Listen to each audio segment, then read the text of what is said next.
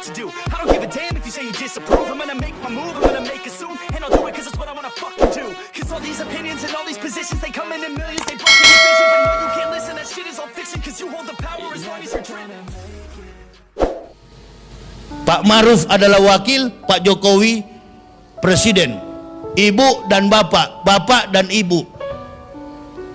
Kadangkala bapak dan ibu ini nggak sejalan, maka rumah tangga berantakan.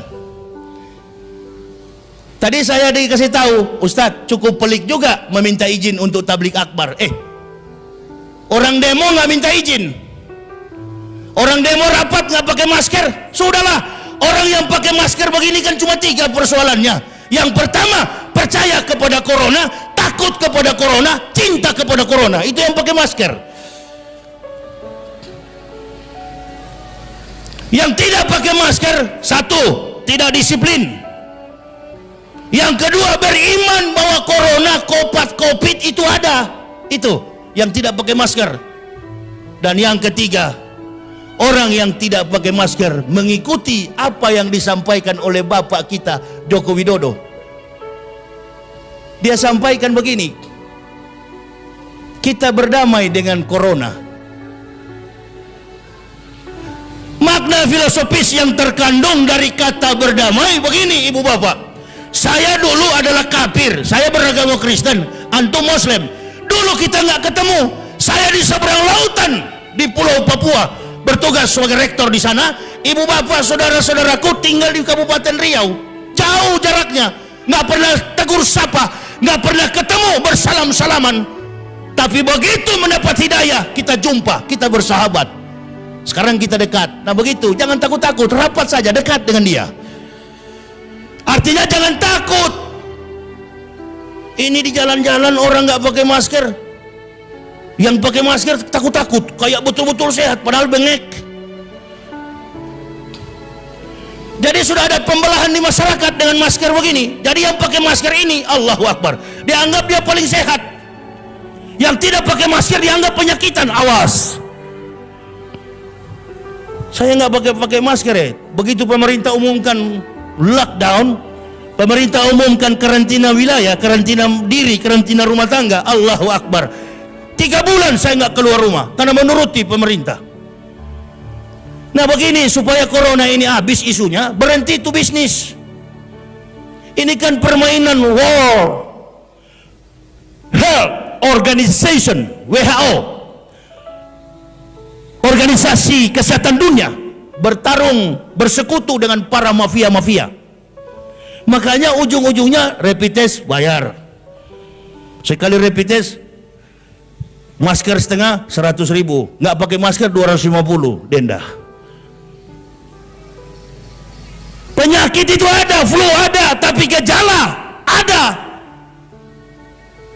Orang kalau kena malaria ada gejala, demam, demam, panas dingin, itu dirubah lagi strategi OTG, orang tanpa gejala. Innalillahi. Nggak usah lari bu, nggak usah lari pak, jangankan penyakit. Wa ma kana linafsin an tamuta illa biidnillah, kitab muwajalah. Jangankan penyakit, mati pun antum tidak bisa menghindar. Kalau sudah waktunya, Allahu Akbar, mau lari kemana ibu bapak? Saya pernah membaca kitab Ihya Ulumuddin. Dikisahkan bahwa Allah Subhanahu wa ta'ala memerintahkan malaikat maut mendatangi 2 manusia. Ini supaya ibu bapak jadikan corona ini sebagai hikmah. Entah dia ada atau tidak, walam bisawab. Yang saya tahu ujung-ujungnya bisnis. Ini yang lain pura-pura di kantor-kantor, di hotel-hotel pakai masker, padahal sudah setengah mati bernapas. Bagaimana orang tidak mati, satu badan terbungkus?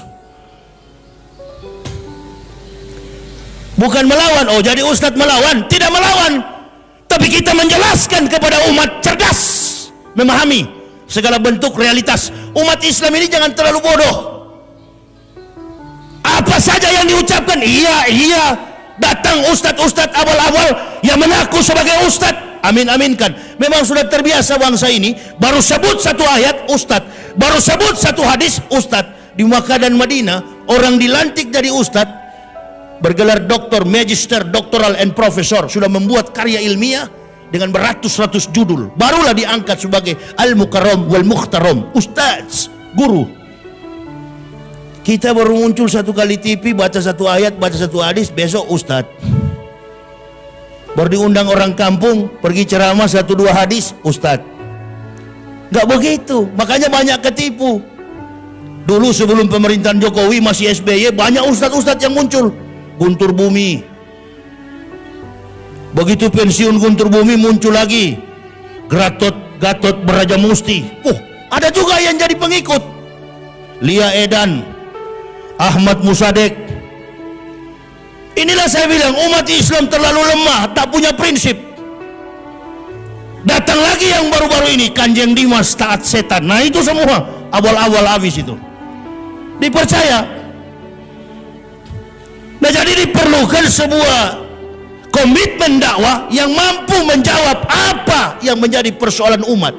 Giliran kali ini adalah pandemik COVID-19. Karena ini jadi perpecahan di tengah bangsa juga. Ada yang disuruh push up, ada yang disuruh lari, ada yang disuruh sapu, ada yang disuruh bayar. Penuh saya punya HP itu, jemaah bertanya, Ustadz, bagaimana menjawabnya itu? Serahkanlah. Di setiap kepemimpinan, taktik, gaya, kemampuan seorang pemimpin tidak sama. Persoalan Presiden pertama Soekarno lain, persoalan Presiden Soeharto lain, persoalan Habibie lain, persoalan Gus Dur lain, persoalan Megawati lain, persoalan SBY lain. Ini persoalan Jokowi, hampir tiap hari ada persoalan. Amin ya Rabbal. Hampir tiap hari ada persoalan. Pak Jokowi dan Pak Maruf ini nggak tahu apa-apa. Di samping kiri kanan mereka ini banyak bajingan-bajingan. Ya, kemarin kan lagi pandemi. Saya kalau dibilang, Ustadz, ini antum menantang, saya tidak menantang. Pak Wapres ditanya, komentator televisi, ada bikin apa Pak? Oh kami lagi konser. Pak Maruf Amin bikin konser. Ditanya oleh komentator, dalam rangka apa Pak? Untuk mencari dana corona. Padahal nggak boleh rapat. Nah ini nggak disiplin. Maksud saya begini, pemerintah Kabupaten Indragiri Hulu, pemerintah Provinsi Riau, seluruh provinsi di Indonesia, bahkan pemerintah pusat, jangan ada aktivitas. Karena reaksi daripada bias pandemik ini, rupa-rupanya 14 hari, kata mereka. Kata ahli kedokteran, ahli paru-paru, medical system. Dalam sistem medikal, sistem inkubasi, sistem diagnosa, penentuan atas penyakit seseorang, katanya wabah ini, virus ini 14 hari baru dia akan pergi. Nah kalau 14 hari, presiden diam di rumah 14 hari, menteri-menterinya diam di rumah, semua pemerintah diam di rumah, masyarakat jangan ada di luar, 14 hari 14 malam disiplinkan diri. Tapi ini dia bikin 14 hari dia sibuk kesana kemari, tentara polisi mondar mandir, duduk dalam rumah, disiplinkan, bilang sama diri pribadi, hei diam di rumah. Saya alhamdulillah 3 bulan tidak pernah keluar setelah pemerintah mengumumkan karantina wilayah, karantina rumah tangga, work from home, kerja dari rumah. Jamaah bertanya sama saya, Ustadz kenapa nggak muncul ceramah lagi? Oh nggak boleh, ada physical distance and social distancing, ada pembatasan sosial, ada pembatasan fisik. Karena memang dia tidak boleh bersentuhan. Saya terus menganalisa, Allahu Akbar, semua ragam penyakit, semua jenis penyakit selalu mempunyai dampak awal sebelum ada diagnosa.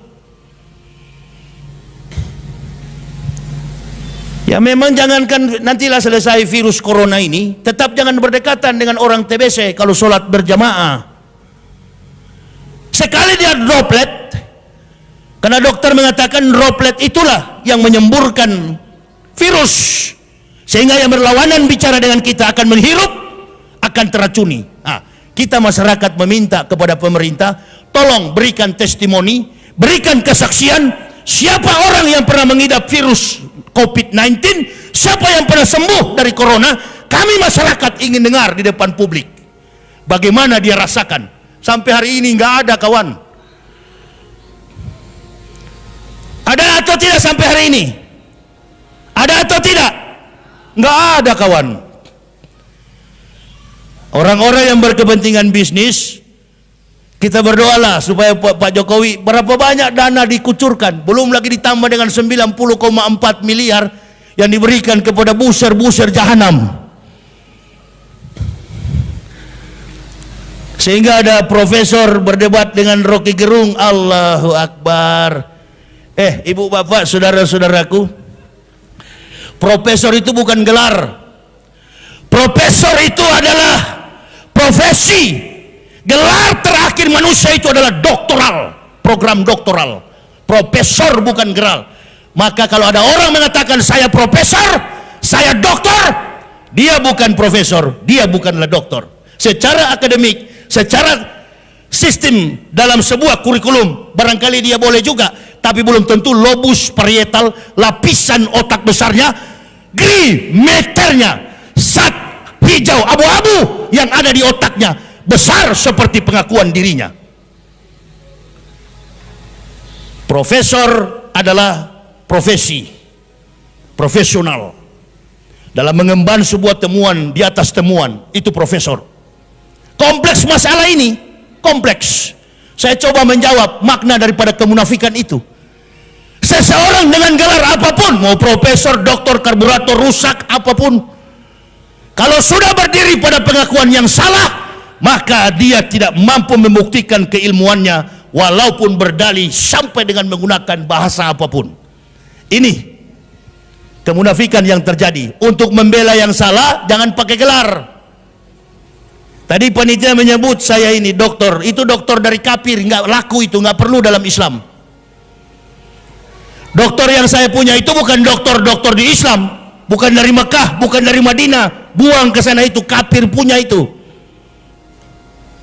Nggak ada lantas begitu masuk surga malaikat tanya, waktu di dunia apa? NU, surganya sebelah kanan, gelarnya dokter, oh ambil ke kiri, lantai 15. Gelar di dunia siapa? Joko Widodo, presiden, lantai 21. Nggak ditanya begitu. Ini yang menjadi persoalan penting bagi kita. Karena membela mati-matian sesuatu yang salah, ngomong pun jadi salah. Tidak mendidik masyarakat yang begini banyak, yang membutuhkan ilmu dari para orang-orang yang mempunyai kompetensi di bidang kemampuan akademik. Sudahlah, kalau kita mau jujur, di Indonesia ini banyak orang pakai doktor tapi nggak ada jurnal. Yang penting jarak jauh, transfer 55 juta, besok pakai doktor, S3, S2, S1, S8, S10, S lilin. Ini yang merusak reputasi. Di mana-mana berkeliling, menyebar fitnah. Sudah ketahuan. Tapi dengan gagahnya mereka berdiri, seolah-olah mereka dalam kebenaran. Nah ini makna daripada al-umara'u bil ju'uri, penguasa pemerintah yang sewenang-wenang, yang memakai tenaga swasta. Kalau di Amerika, detektif swasta, untuk melanggengkan kekuasaan. Tidak peduli cara apapun ditempuh. Pemerintah yang baik, apalagi pemimpin yang baik, tidak perlu memakai tenaga orang lain. Dia menggunakan kemampuan leadership, tidak perlu mencari pengikut yang akan mengejarnya. Jangan berpikir bahwa saya, Uwas, Tengku Zulkarnain, Haikal Hasan, dan lain sebagainya, teman-teman yang lurus di jalan Allah, kami nggak paham berpolitik. Kami lebih piawai, kami lebih cakap, kami lebih tajam melihat realitas politik. Jangankan politik nasional, internasional, global, kami paham. Makanya untuk menggambarkan siklus politik dalam arus kehidupan global, modernisasi, era sekularisme, digambarkan dalam kehidupan rumah tangga, lebih mudah untuk memahaminya, karena kita semua merasakan. Kebetulan Islam ini juga agama yang kontekstual. Apapun yang pernah sementara dan akan terjadi. Islam sudah mencatat dalam konteks kebenaran Kitabullah Al-Quranul Karim ditambah dengan panduan akhlak moralitas manusia yang bertutur dari mulut ucapan lisan Nabi yang kita kenal dengan hukum hadis sunnah Rasulullah.